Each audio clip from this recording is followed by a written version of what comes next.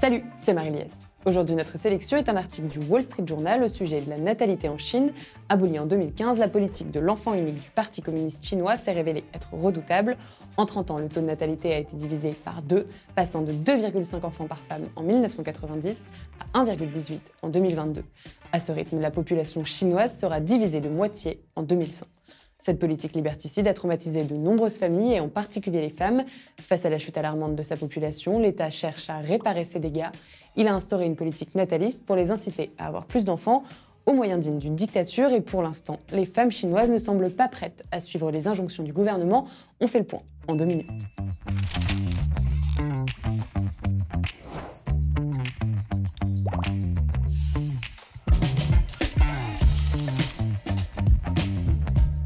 Malgré l'abolition de la politique de l'enfant unique en 2015, la baisse de la population chinoise ne fait que s'accentuer. Depuis 2 ans, la Chine traverse une décroissance démographique sans précédent.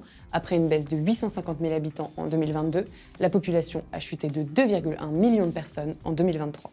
Pour encourager les naissances, le gouvernement a lancé une politique nataliste incitant les femmes à avoir davantage d'enfants. Le Times rapporte des cas de pression exercés par certains gouvernements locaux. Une femme témoigne qu'un fonctionnaire lui a conseillé de recruter la grand-mère pour s'occuper de son premier enfant afin de faciliter l'arrivée d'un deuxième. Une autre femme raconte avoir reçu un appel intrusif lui demandant la date de ses dernières menstruations.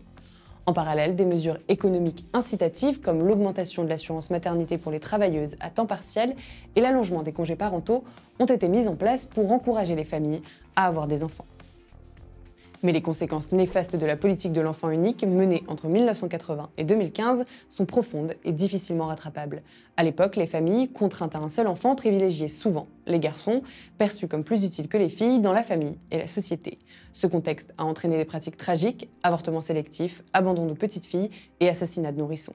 Les filles ayant grandi dans cet environnement discriminant ont souvent manqué de soutien et de ressources, subissant une marginalisation au sein de leur propre famille. Aujourd'hui, beaucoup de ces femmes marquées par ces traumatismes choisissent de ne pas avoir d'enfants, ce qui pourrait accélérer encore le déclin de la population.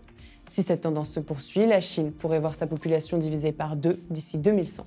Pour approfondir ce sujet sur la crise de la natalité en Chine, retrouvez notre article complet et sourcé sur notre site internet et inscrivez-vous gratuitement à notre newsletter.